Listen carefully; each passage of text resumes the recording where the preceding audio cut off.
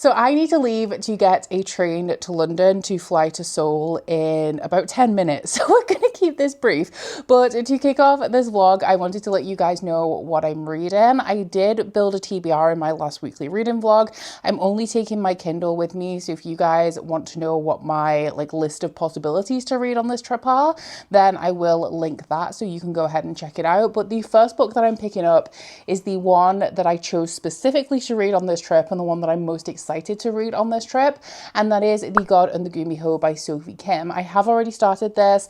I'm only 8% of the way in, so I don't really have anything to report, but this one is of course a Korean inspired fantasy following a trickster god and a Gumiho. It's very K-drama style. Before I even started watching K-dramas, a bunch of people put in my comments that the synopsis sounded like a K-drama. And in the author's note, Sophie Kim talks about how that was also kind of her intention. But this one is following a trickster god and a Gumiho. And the trickster god has been exiled from, I don't know if it's the heavens, but wherever the gods live.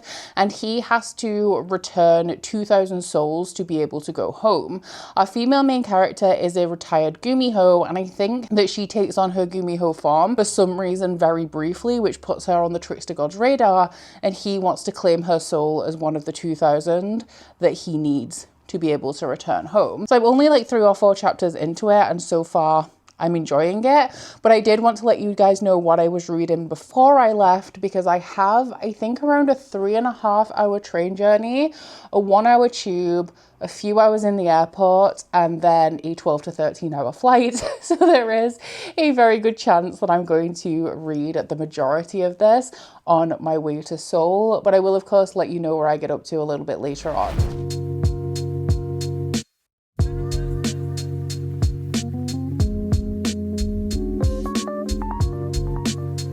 I am looking a little worse for wear, but it is 24 hours since I last spoke to you guys, and we have just arrived at our hotel in Seoul. We're staying at the New Blanc Hotel in Myeongdong for the 4 days before the Trovatrip starts. We wanted something that was super central because we wanted it to be as convenient as possible to see as much as we need to see or want to see in the amount of time that we have before we get on itinerary. So we picked something that's in the biggest, most touristy hustle and bustle area, which was actually recommended for people who are first time to Seoul because it is really convenient. We're really close to a massive train station and a bunch of touristy stuff and the big shops. So we're going to be adventuring down to the 7-Eleven very soon to pick up some hotel snacks and supplies. We do have a fridge as well, by the way. Curtis is deceased, which honestly I made a bit of a boo-boo because I was awake for the first 3 hours of the flight and then I slept on and off for the other 9. So now it's 8 p.m. in Seoul and I'm not fresh as a daisy, as I feel like you can tell, but I'm also not quite ready to pass out, which is what I like to do on the first night of a trip, so I'm fresh for tomorrow. I didn't get as much reading done as I anticipated on my way here. I'm about 40% into The God and the Gumiho. I think I'm about 45, which considering the amount of time we've been traveling actually really isn't that far, but I have had 2 disasters, one of which I've rectified on this trip. So when we got to the train station, I realized that there was a huge hole in my suitcase. No idea how I hadn't seen it when I was packing because it was so obvious. So as soon as we got to London, I had to go buy a new suitcase and repack in the suitcase shop. And then when I was packing my stuff back into my travel case on the flight, I snapped my headphones in half. So I spent a lot of time working out where I was going to be able to get more luggage from when I realized that I had that hole. Haven't done anything to rectify the headphones yet, but I guess we're going to look around. I'm so mad about it. It's my over-ear ones as well. They're my favorite as I've had them for years. And in terms of sound quality, nothing wrong with them. However, they are now in 2 pieces. So before I go back, ideally, I would need to replace those. So I feel like as well as the fact that I've slept a lot, I have also been doing some problem solving along the way. But The God and the Gumiho, I completely understand why it's compared to K-dramas. It is definitely giving me those vibes, and essentially it is about this Gumiho, and in 1888 she had this big blowout where she killed a bunch of men and then she disappeared forever. And Gumiho are immortal, so she's just kind of gone undercover and stopped killing people because she's actually really full. Gumiho consume men's souls and also their livers, and since she essentially feasted on all of these men, she hasn't been felt the need to or been able to feed. And then we also have our trickster god, who has been banished from his home for overthrowing, I think, his father and trying to take control instead of his brother. So he was banished and he has to return all of these souls to be able to go home. But he's currently in the mortal realm working as a detective.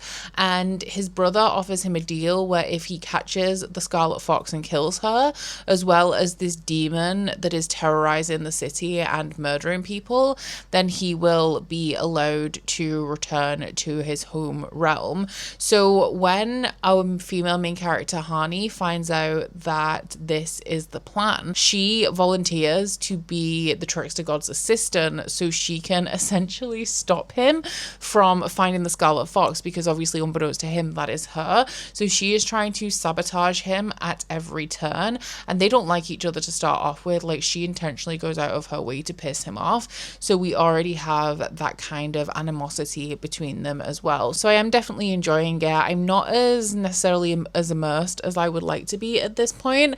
I definitely feel like it strays along the side of being a more fun and humorous read, which is absolutely fine, especially because the theming is perfect for the trip that I'm currently on. But I don't think I'm currently as invested. Like, I have a casual interest in it as opposed to being thoroughly absorbed, which, you know, when I'm on a trip, that's not necessarily the worst thing, because if it was something that was completely consuming my mind and my attention, then I would end up having to try and pull myself away from it to enjoy my time.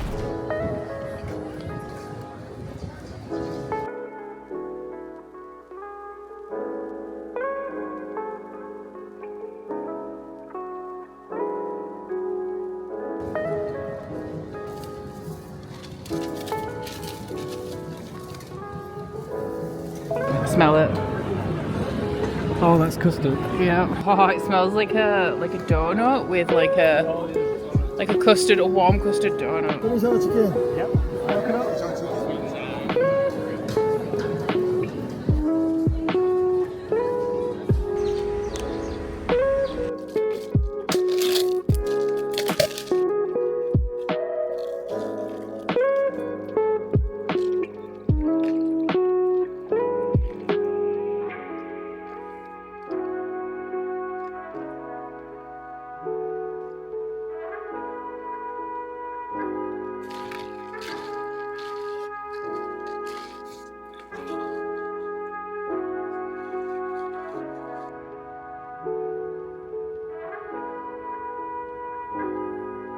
Good morning. We are heading out of the hotel for our first day in Seoul. So I think the first place we're going is to Myeongdong Station, because that is one of the really big ones, and I want to customize my T-Money card, and then after that we won't have to do so much walking about. See you soon. Bye. That one's French egg mayo. And this one is deep cheese bacon. Oh la la. Try it. Oh, it's blue. Sweet.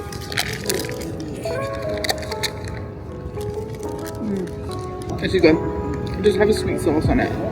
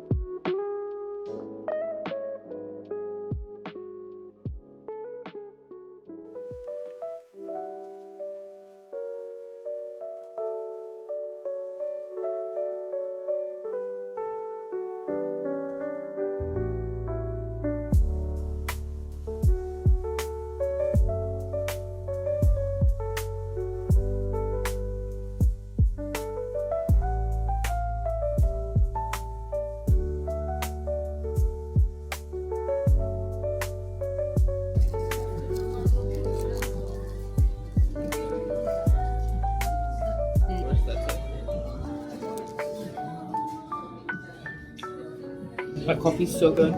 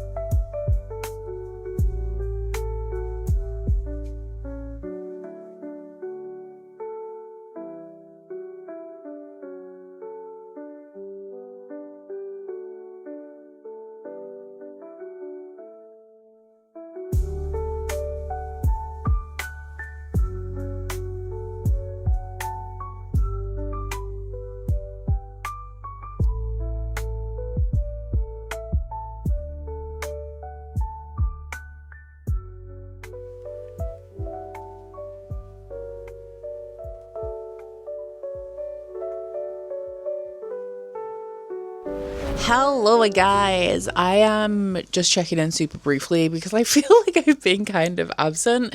The 2 days that we've had so far in Seoul have been pretty full on and I've been having an amazing time. I usually, when I do trip vlogs, I normally bring you guys a haul of the things that I've been picking up along the way, but actually I don't think it's possible during this trip because I have so much that I can't even keep track of it.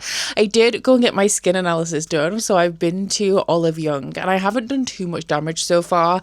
I feel like I am going to head back and pick up some more stuff, but essentially I thought that I had pretty good skin, and I do have good skin in that it's clean and it's clear. I don't have a lot going on in my pores or anything like that, but apparently I have like zero elasticity, and I also have just a little bit of sun damage, like not a great amount, and I also am prone to freckle, which I know, and have a little bit of scarring. Also my shadows, like my under eye shadows, apparently darker than an eclipse because that was real bad. So I picked up a couple of things mainly to improve my skin texture. That was the other not great thing. So it was skin texture and elasticity that need a lot of work. So I picked up a couple of things that have PRDN in, which I think is like salmon sperm. Amazing to try that out because apparently that improves like collagen production and increases elasticity in the skin. Here's to a glowing future for my face.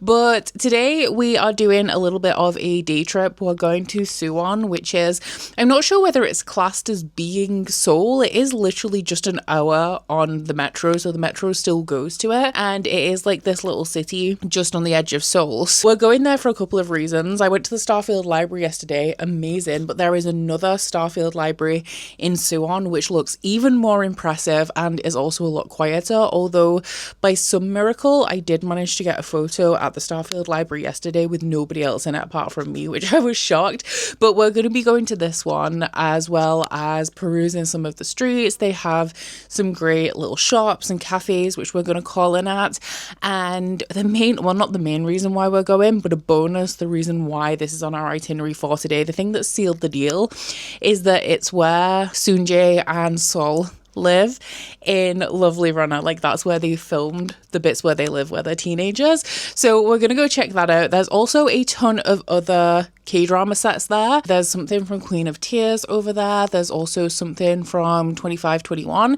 which is really annoying because both of those dramas are the ones that I have loaded onto my iPad to watch during this trip, and I haven't started them yet. But there's also like a couple of other K-drama locations over there. So we're just gonna have a wander around, maybe a walk around the fortress as well, because we've covered the main districts in Seoul that aren't on the Trovatrip itinerary. I also could do with taking it a little easier today, just because on, what day was it? Was it Wednesday?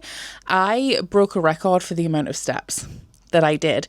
I did 28,000 steps, and then I wore my Converse yesterday, so my toes are a little sore. So before we head out to Suwon, we're actually going to go back to the place that we had breakfast yesterday, which is next to Meal Toast. The queue for Meal Toast, like we got in it and I was like, this is not moving, I'm not staying here. And we circled around Ixion. After we had breakfast, we went to this place next door, and when we circled back around to Meal Toast, it had been 2 hours and the couple that were in front of us in the queue were like third in line. So I don't care how good that bread is. And actually, you know, I've heard that it's viral. It doesn't actually taste that good, if I'm being honest. I'm not queuing for 2 hours for that. So yeah, we went next door to this bagel place. Amazing. I actually got the French toast, but I'm going to go and I'm going to get the bagel today. I also got the orange bianco coffee, which was great, but they also have a butterscotch latte that I'm going to try. And if you know me, I mean, most of the shots of this vlog have been food so far, so I feel like you do know me and you know that I love to eat. So I'm going to go do that.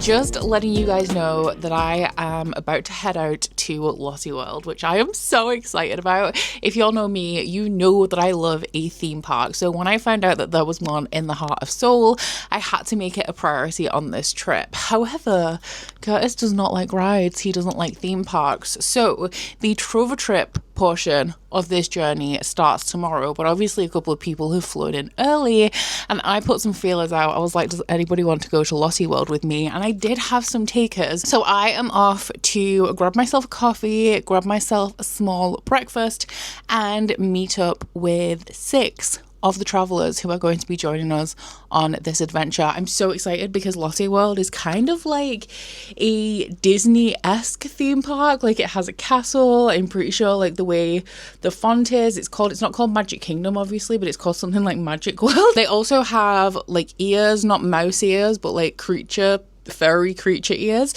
So I'm definitely going to be getting myself some of those. And the rides, actually, I didn't think that the rides were going to be like anything super special as somebody who is like a little bit of an adrenaline junkie, but some of them look quite big, so I'm a little nervous, but I'm excited for the day. It's going to be a long one because the park opens at 10 and closes at 10, and while I'm gone, Curtis is going to be transferring our hotels for us into the Trovatrip hotel for the start of the trip. So big days for everyone, but I need to go caffeinate before I have to socialize.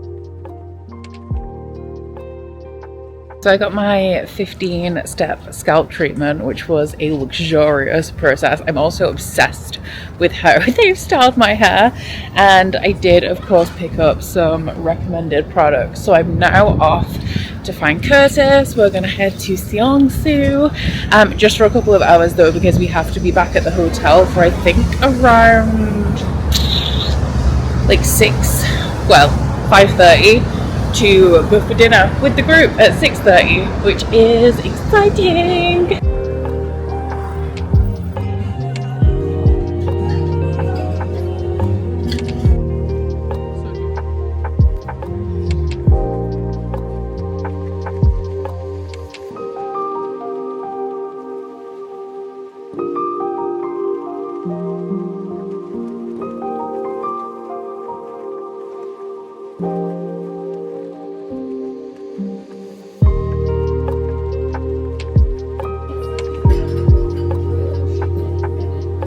If it's too big, you can cut it in half. Okay. If it's too big, okay. Sorry. Sorry. And then me. Okay. And then a little bit. This one, good. This one, a little bit. Onions. Yeah. Okay. Okay. Rice come after. So rice. And then soybean paste. Sorry. Soybean paste.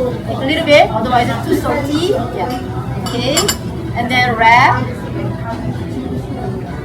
Sorry, my hand is dirty, so I did Okay. Good morning. It is our first full itinerary day, which is very exciting. We're going to the palace. We're just getting ready to go down to breakfast right now, and I'm excited to start the trip. We had the welcome dinner last night. I picked up this is not to do with the welcome dinner, but I went to Double Lovers yesterday in Seoul and picked up some sunglasses, so I'm just getting these out to wear today. But yeah, the welcome dinner was really fun. We had Korean barbecue, which was delicious, and I'm really excited about the group. We had such a good time last night, so I'm looking forward to continuing to get to know everyone. We have a hanbok fitting experience and photo shoot today, which I'm also really excited about. And yeah, so far, I had to pinch myself with my sunglasses. So far in South Korea, I'm having an amazing time, but we're going to be changing up the pace, obviously going on itinerary, which I am really excited about because me and Curtis have been focusing on things like neighborhood exploration, and now we're going to dive a little bit into like the historical and cultural stuff, which will be a really nice change of pace. Oh, these are the sunglasses, by the way, just in case you wanted to see.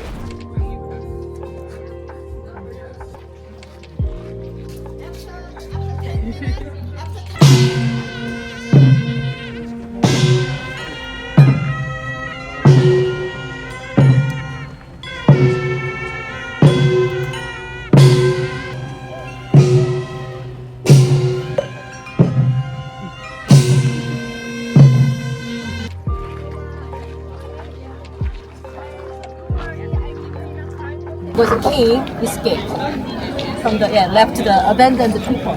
So the people get angry and then they come here to burn the palace. Yeah. So then we rebuilt in 19th century. But Korea occupied by Japan from 1910 to 1945 during the Second World War. So that time also the palace are destroyed. Even during the Korean War, also palace are destroyed. So we rebuilt this palace in 1990s. Yeah, reconstructed actually. Yeah.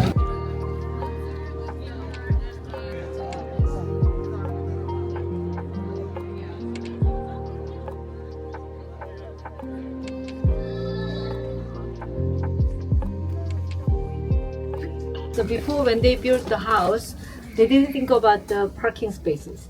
So you can see that the street is very narrow, and then not enough parking. So the young people don't want to live here. This is a modern hanok. It's about 50 years old, but they traditional design with the modern material. In Korean, hanok is only 3 material: wood, soil, and stone. Yeah. And then try the hanok is we try not to use the nail. If you use the nail, the wood is cracked easily. Yeah. So we try to assemble to like a Lego, yeah? Like Lego. But this one is like 40, 50 years ago, maybe they reconstructed with the traditional design with the modern material, cement, okay, and then brick. But still they have a wood, and the wooden gate still have.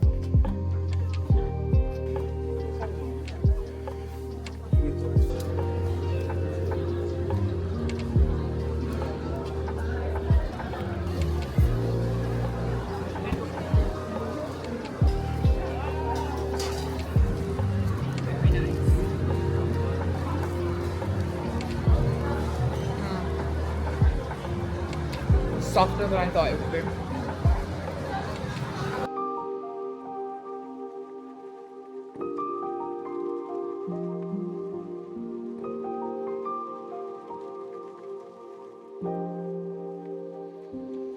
Seongsu district is famous for cafe, yeah, and then Seoul Forest is also famous because a lot of famous celebrity lives in the near the Seoul Forest and Seongsu area because it's beautiful park.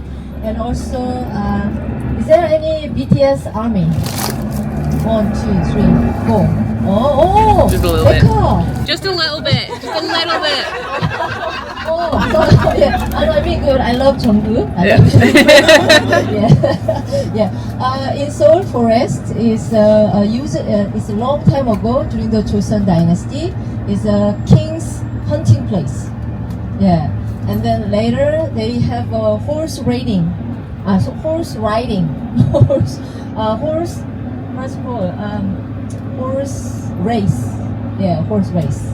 And then we moved to horse race to Gwacheon City, the southern part, and then we changed the park. Yeah. So and then the famous because of BTS. Why? The BTS donate the chair. Yeah. Some even the local people can donate the bench, the chair. So they have a name.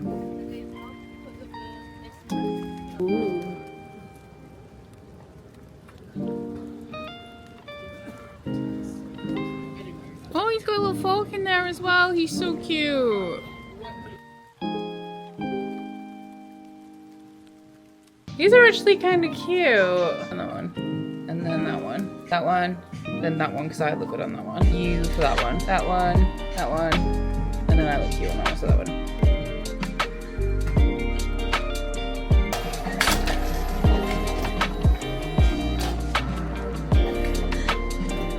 Okay, there is another elevator to the ground. Okay? Got it? Thank you.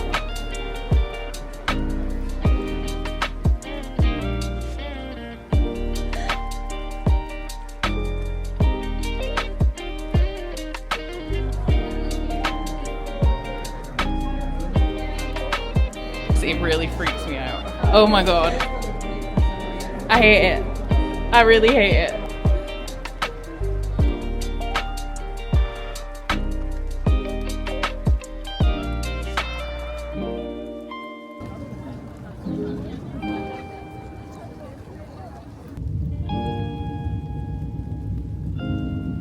Hello my guys, just a quick one to let you know that we have arrived in Busan, which is really exciting. I'm excited for a change of scenery. I have loved Seoul, but we've been there for such a long time now that I'm excited to explore something new, which I am about to do in about 5 minutes. But this morning we were supposed to go to Seoul Forest, however they have closed it to set up for a garden festival they have next month.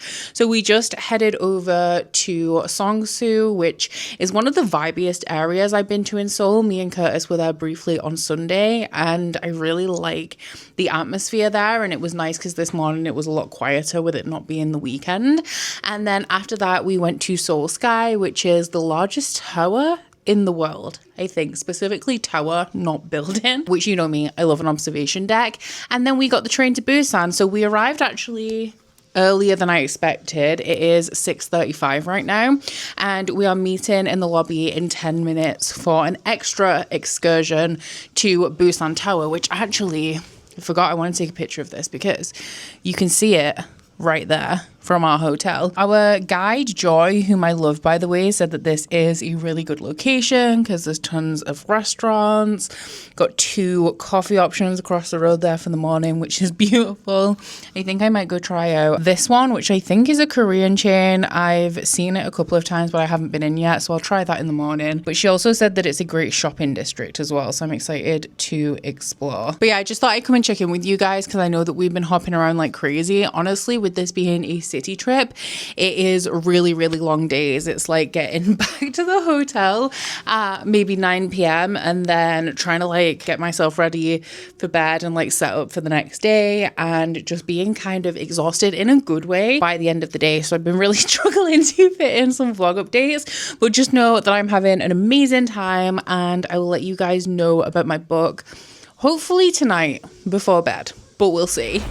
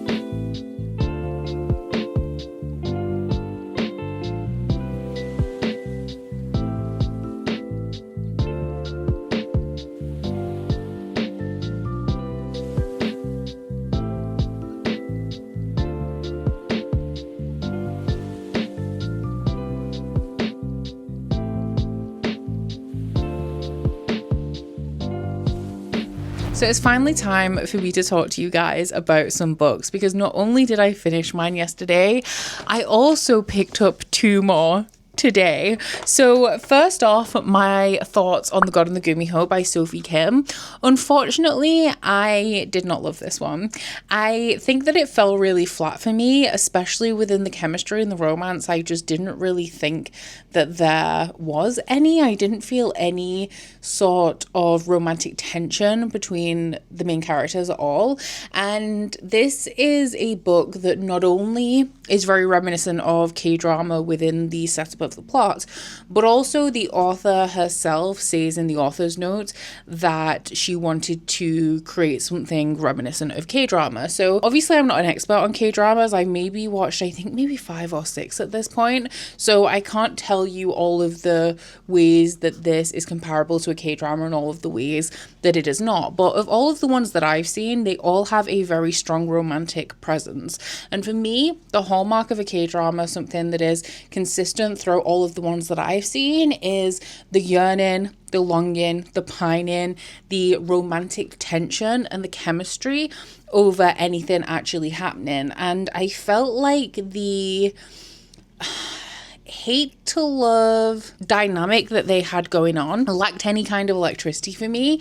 And so it felt like when those feelings turned from hate to love, it felt very lackluster. I didn't really feel like it was a long time coming, or that I was glad that it was happening. Like, this literally felt very two-dimensional and did nothing at all for me, which is unfortunate.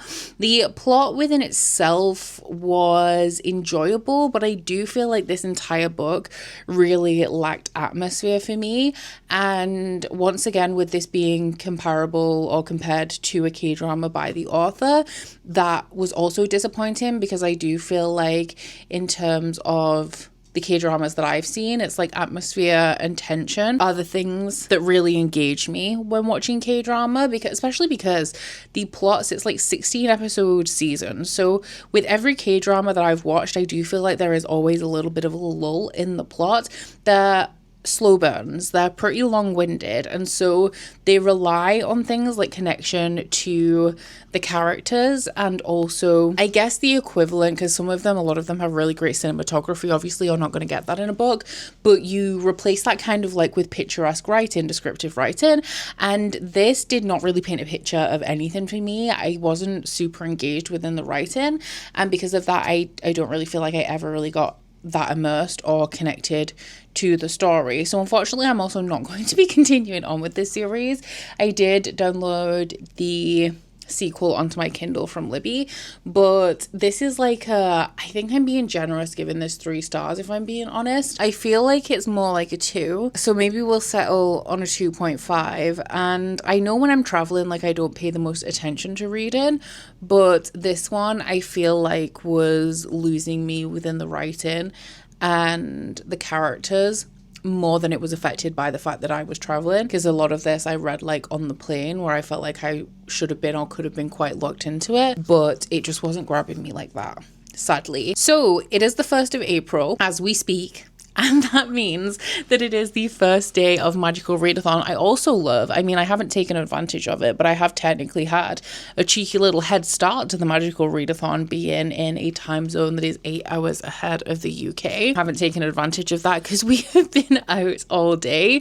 We started our day by going to the Gamcheon Culture Village, which was so beautiful, and I love like all of the little stores and the little cafes they have there, as well as like the history of the area. From there we went to the Shinsegae Centum City department store, which is the largest department store in the world.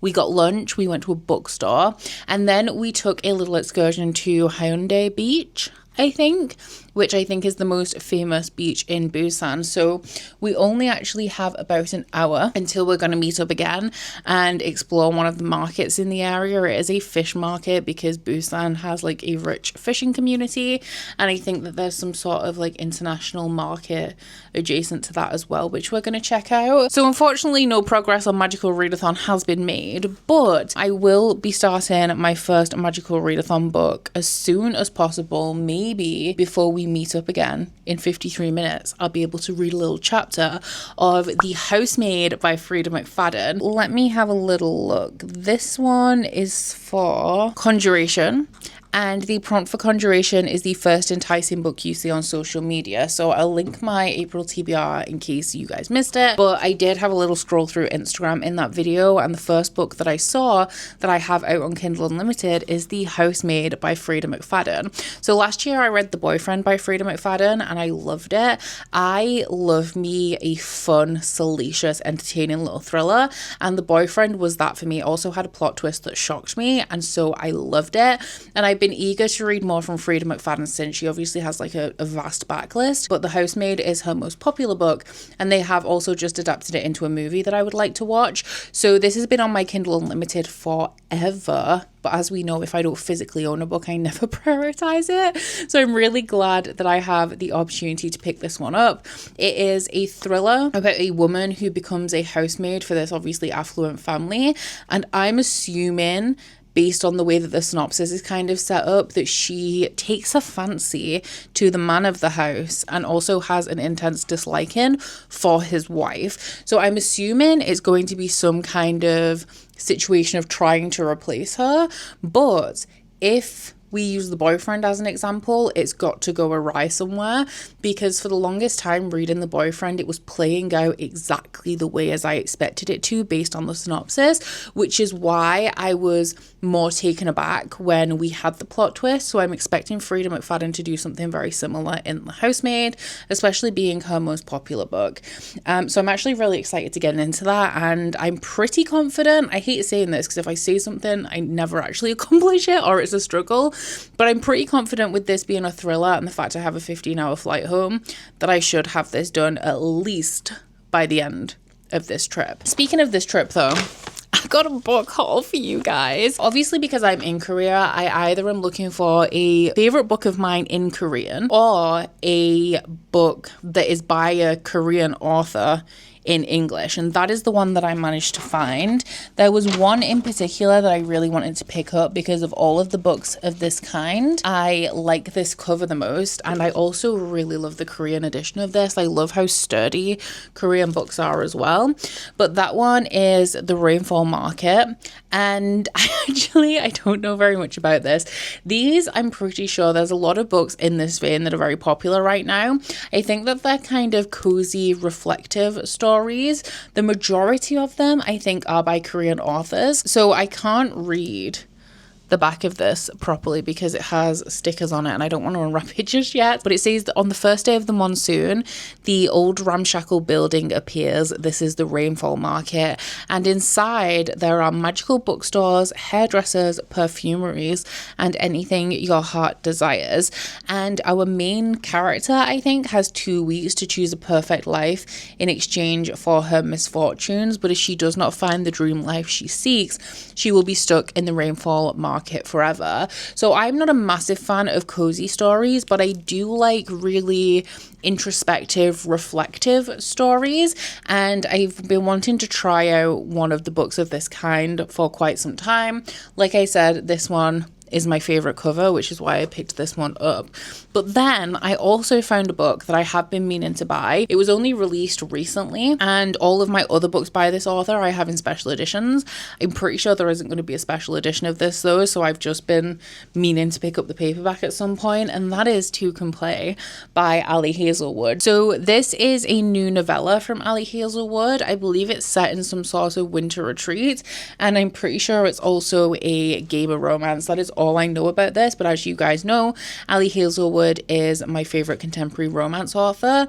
Both of these actually are US editions, which is nice because they're a little bit different instead of, you know, just picking up a UK paperback but in a different country. Saying that though, these, even though they are US imports, with US books generally being more expensive than UK books, and considering they've been imported into Korea, they were still cheaper than buying these paperbacks from Waterstones, which is wild to me.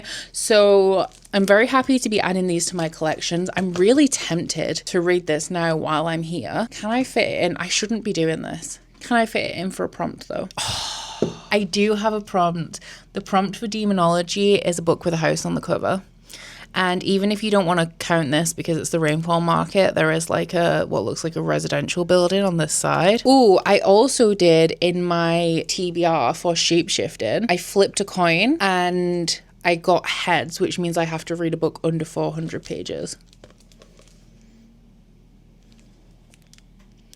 I don't even want to be thinking about this now. What have I done?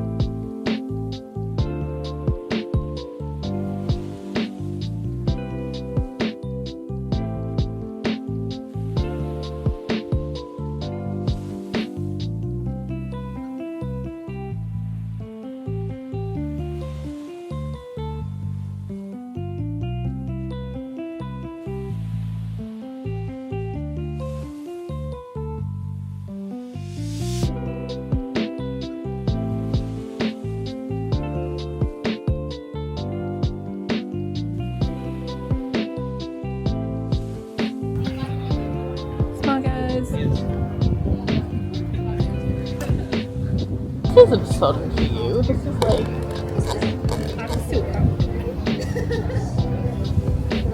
We try to make drink out of it. This way? No, this way. I feel like you like it because it tastes like a biscuit. Oh, that's very biscuit. Tastes like a malted biscuit in tea.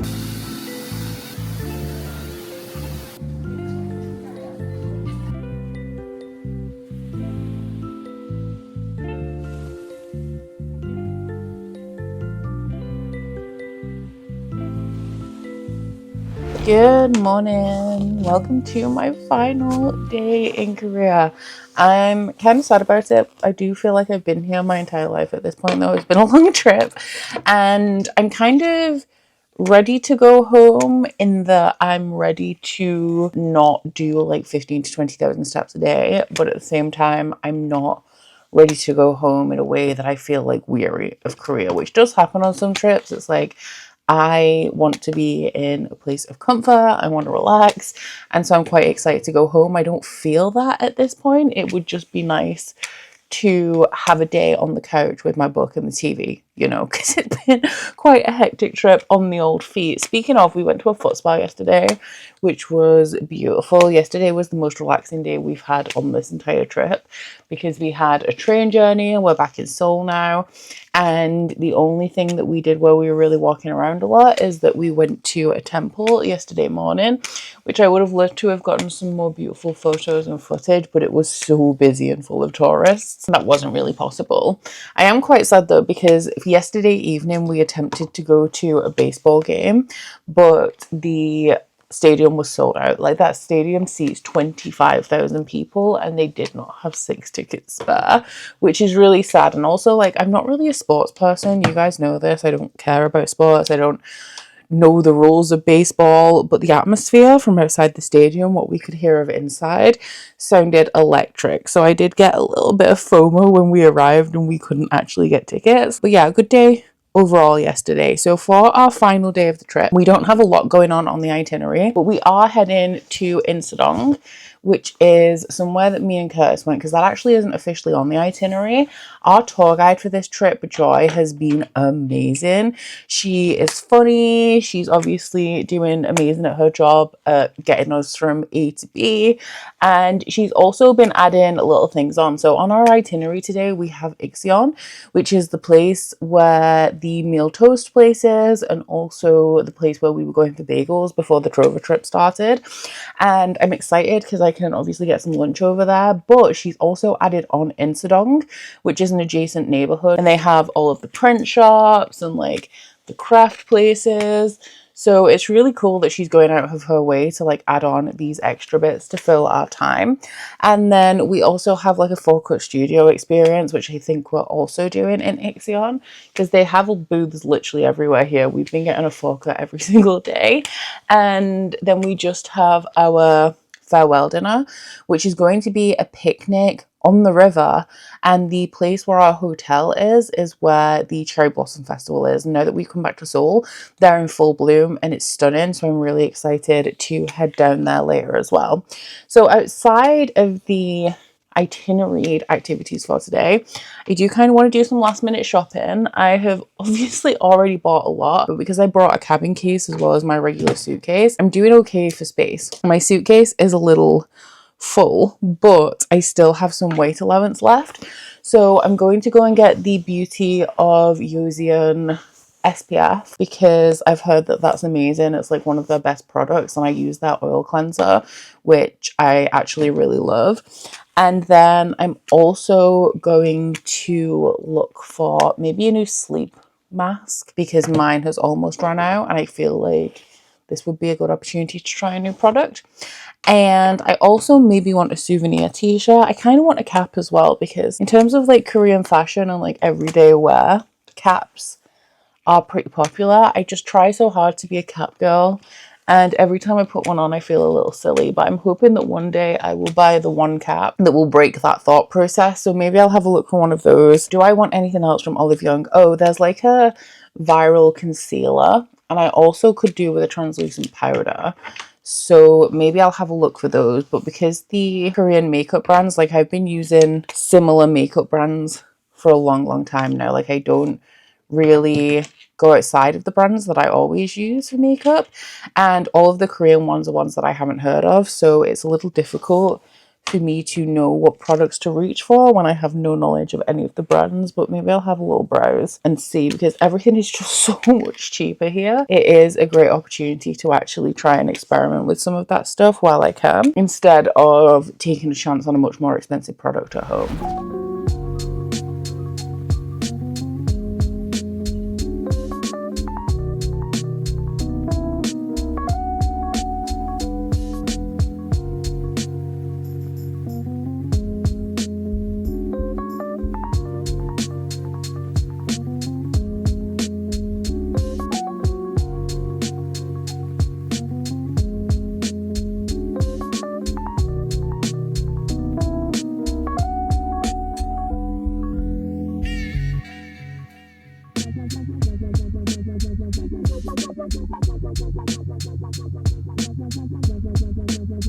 So I'm home, as you can probably tell, and my 27-hour travel day was exactly as horrific as I guess you would expect it to be. Nothing went wrong. It all was smooth sailing, but it was 27 hours, so it wasn't fun. And because we'd adjusted to the time zone in Korea, our flight was at 8 a.m. Korean time, so I kind of napped throughout the flight. I got maybe 4 hours, and I wasn't as tired as I wanted to be, especially considering we got up at 3:30 to go to the airport. And the last leg of the trip, which was from the flight landing at like 2:30 in Heathrow to getting home at 11 p.m., was rough, especially because it was a Saturday night. So the 2 trains that we took home were quite rowdy and not very peaceful.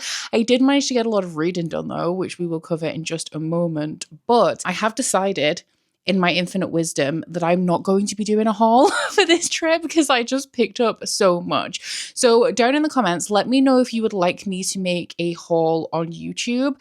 I do have a spare video slot every week. I can do a quick little Tuesday video, which is everything that I picked up. I mainly picked up paper items. So I got some prints, I got a lot of stickers, I got annotation supplies. Do I annotate? No. Do I hope to be a person who annotates? Yes, especially after I did my hating game video, which is a book we're going to talk about in just a minute. So I have a lot of stuff that I bought on this trip. But the thing is though, is that I didn't spend a ton of money. I did have a couple of big purchases. I had to replace my suitcase. I also replaced my headphones, but generally the cost of things in Korea is extremely affordable. We're talking like a 50% reduction of what you would pay for the same items in the UK. And so I definitely took advantage of that. And we all know cute stationery supplies everywhere. So even though I'm somebody who tends to hoard stationery as opposed to actually use it, I honestly just couldn't resist. So I bought myself a bunch of cute stuff like postcards, etc. So if you would like to see that on YouTube, let me know. But my current thought process is that I'm going to break everything down into sections and do a series of short form videos. So like a Korean skincare haul, my Korean stationery haul, and post those onto my TikTok and my Instagram, which are always linked down below if you want to follow for that content. But there are a couple of things that I would like to mention because a few of the travelers on the trip brought me some goodies. Special shout out to Deb, who always stocks me up on a specific type of American toothpaste that I like. Every trip that we go on, Deb is topping up my supply, and I truly appreciate it because we can't get it here in the UK. But I do have a couple of other gifts that I would like to show you guys. The wonderful M let me know that she knows Sally Thorne, and so she brought me a copy of the Hating Game, which in itself is nothing special, you know, just a paperback copy, but she did get it signed and personalized to me. As you guys know, this is my favorite contemporary romance of all time. I recently annotated it. It was the first book that I ever annotated, and I had a great time. And that is what has made me so enthusiastic to want to annotate books in the future. And I have a few things coming up that I would definitely like to annotate, so stay tuned for that if you are interested. Sally Thorne also included a bookmark as well, which is nice. And I also have a sticker, but if that wasn't cool already, the coolest thing that M provided was this. Yes, this is me. This is a doll of me that Em has crocheted complete with my leopard print dungarees. So thank you so much. I'm obsessed. Curtis had this in the top pocket of his jacket for the entire trip. I'm not sure whether you can see it on the B-roll, but I guess we'll find out when I edit. And I don't know where I want her to live. Away from Carmi, that's for sure. I have a couple of crocheted Hamiltons. Can she fit in here? She can, with my Taylor Swift spoon. And then you guys can see her all the time, and so can I. I love that. The wonderful Beck kindly restocked one of my favorite teas, which is the choc chip chai from T2. That is so hard to say. But this is, I'm assuming it is an Australian company. Way back in 2020 or 2021, I interviewed Nick Hornby for a YouTube series. And that was the first time I'd been to London in years. We were still under like COVID restrictions. And T2 used to have shops in London. So I went in and I picked up a box of choc chip chai, which I loved. This is my favorite chai. And then they went out of business. And the only place that you can get this now is Australia, which I can't order it from Australia, but obviously there's quite hefty shipping fees. And Beck brought this with her, which I am eternally grateful for because I know obviously that teas do have an expiry date, but have I been rationing off the last dregs of this tea that's like 5 years old? I absolutely have. And now I have a fresh supply, which I'm so excited about. The wonderful Patricia made these adorable little goodie bags for everyone, which are so cute. They all have different miniature books in, and there was some squabbling as people tried to secure their favorites.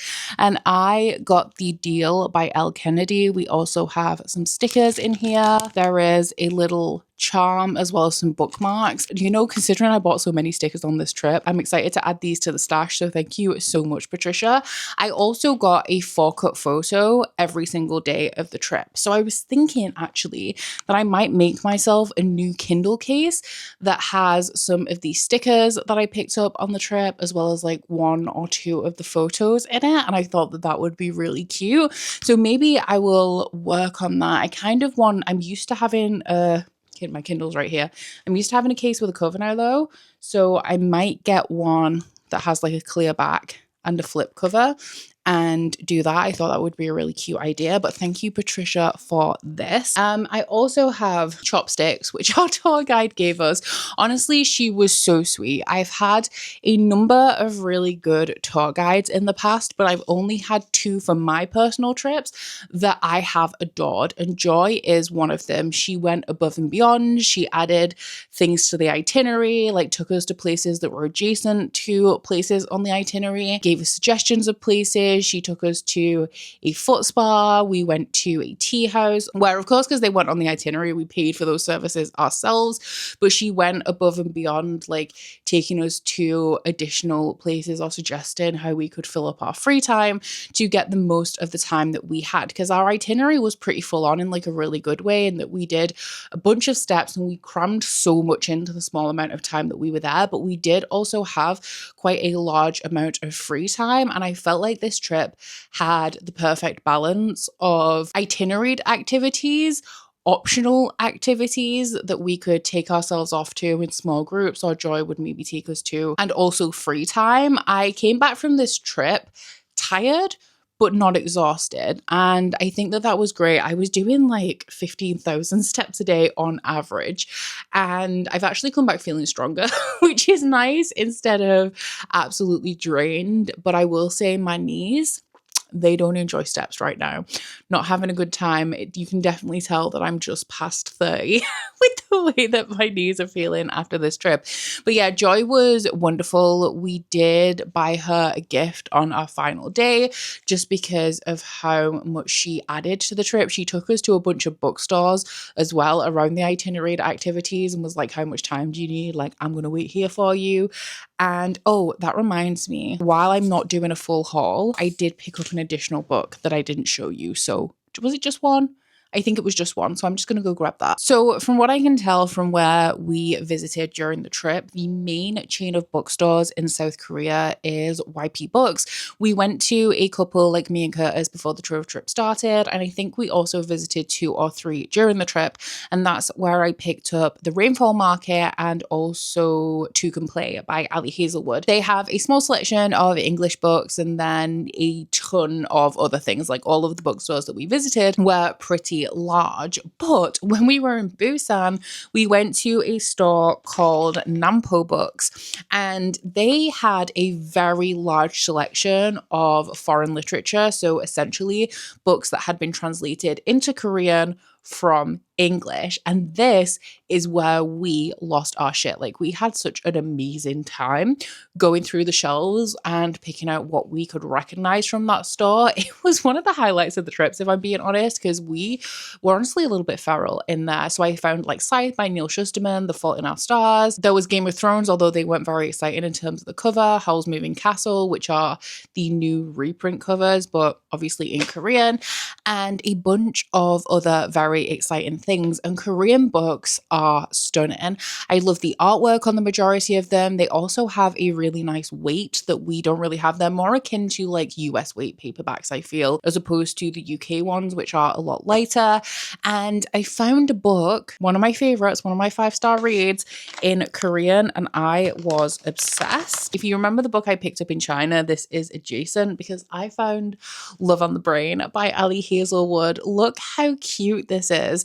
And I saw the cover, I was instantly like, I have to have it, because in China I picked up The Love Hypothesis, and Sarah Jane on the trip snagged the Korean edition of The Love Hypothesis, which was also gorgeous. But Love on the Brain is like, it's not my second favorite book by Ali Hazelwood. It's more tied with The Love Hypothesis as my favorite Ali Hazelwood. And I saw this, was obsessed. And then it was only halfway through that bookstore visit, and we were in there for like an hour, that I saw the back.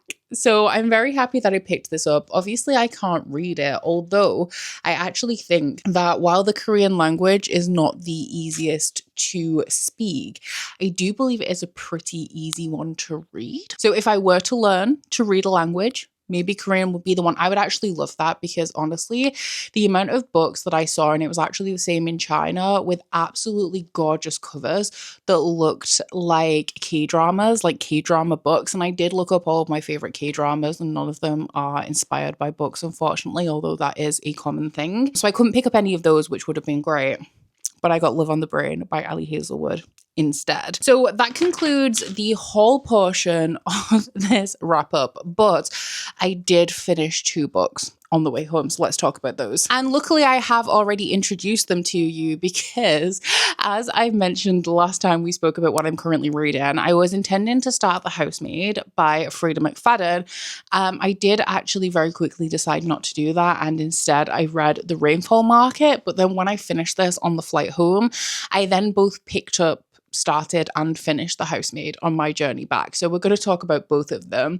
So the thing that surprised me about this actually is that it kind of reads a little bit more like a middle grade. We are following a young girl in here who has what she describes as a terrible life. Her and her mother are really struggling to make ends meet. Obviously, she's a child, so she's not necessarily contributing financially to the household, but they are incredibly poor. She doesn't have any friends. She feels like she isn't good at anything. And there is a rainfall market that arrives in the rainy season every year, and if you write a letter explaining your misfortunes, then you can be sent a ticket to attend the rainfall market. And while you're there, you can explore more exciting possible futures. You can achieve your heart's desire through sourcing an orb. And our main character, Seren, has been gifted a gold ticket, which means that unlike the rest of the people who go to the rainfall market, she can explore multiple possibilities for her future and then pick her favorite one. But she has to do this before the end of the rainy season, otherwise she'll be trapped in the rainfall market forever. So this one, as I anticipated from all of the books that kind of in this vein that are quite popular right now, is a more cozy story. So while this definitely had a plot and it definitely had a point, it was, as I predicted, a little bit more of an introspective novel that focused more on appreciation of what you already have, as opposed to trying to find this idealistic future. It's kind of a grass is always greener kind of moral that we have throughout this story. So you guys know me, I love a book with a plot, I love a book with a point, and cozy fantasy is not my favorite. So I did have some mixed feelings about this one. I did enjoy it. I enjoyed the atmosphere. I enjoyed this concept of the rainfall market, and being obviously in South Korea at the time and reading this one, I felt added a little bit of an extra dimension. And I did notice that I had a little bit more context to some of the events in here, and also I guess some of the locations and the customs from being in the country and having learned more about the country through Joy and like our time in South Korea, that definitely added to my experience reading this one. I did find it to be a little bit too meandering for my liking. It followed the format essentially of Seren discovers an orb and she sees the future inside the orb, thinks that she maybe would like something different, and goes to seek out another orb. And it was kind of that over and over again until we got towards like the latter portion of this book, which, as you guys know, books that follow that kind of repetitive formula kind of wear on me a little bit. So I ended up giving this one 3 stars. There were definitely things that I enjoyed about it, but by the end, and this is quite a short book, I was kind of ready for this to be done.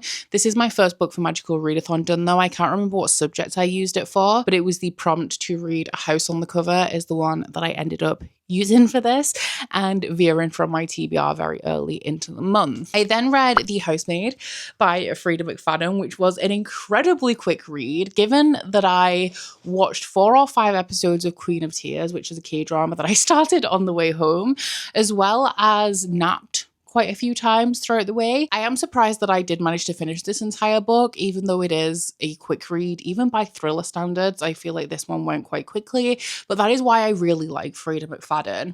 So this one is following a young woman who has a past. She has been in prison for the last 10 years, and she's currently on probation. She's got sacked from her job, she's lost her apartment, she's living in her car, and she needs to change this very quickly, otherwise she's going to be violating the rules of her probation.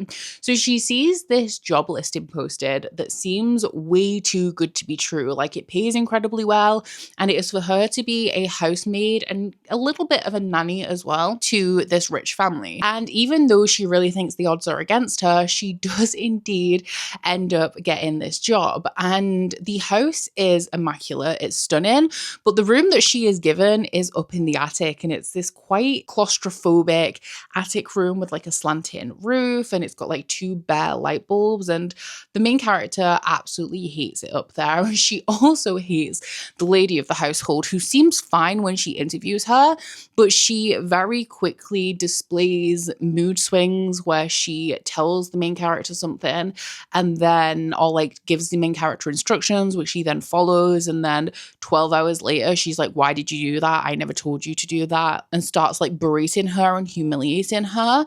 And this is in juxtaposition to this woman's husband, who is charming, he's handsome, he's attentive, he's patient, and seems to dote on his wife, even though she displays quite erratic behavior that very quickly becomes very concerning. And as this woman's behavior escalates throughout the novel, our main character obviously becomes quite drawn to and attracted to this woman's husband, which I feel is quite clear from the setup of this novel. And once again, one thing that I really love about Frida McFadden is that her books play out exactly the way that you expect them to until they don't. Like, just based on common sense, this novel went in the way that I was fully expecting it to based on what I already knew about it. And I like that Frida McFadden kind of lulls you into a false sense of security in that way before subverting your expectations. I will say that I didn't find the twist in this one to be quite as dynamic as I did in The Boyfriend. I do think it is because it comes significantly earlier in the book than it does in The Boyfriend. And so once I kind of had already learned the truth of the situation of what was going on in this book, my interest waned very, very slightly. I still really enjoyed this book and I gave it 4 stars. I just personally, when I'm reading a thriller, I am hanging on that twist. So I like it to come as late as possible, because once I've discovered the twist, I am less compelled to continue, I feel, even though we may still have a lot to explore within the book as we do within The Housemaid. And that is why I do personally prefer The Boyfriend, because that twist came a lot later in the book and I feel like took me more by surprise as well, because in this one I knew that I was waiting for the other shoe to drop, so I was kind of expecting something out of the ordinary to appear, and when it did appear, it was surprising, which I appreciated, which is why I still gave this book 4 stars. Still very eager to read from Frida McFadden going forward. This kind of reminded me of Verity by Colleen Hoover meets You. by Caroline Kepnes.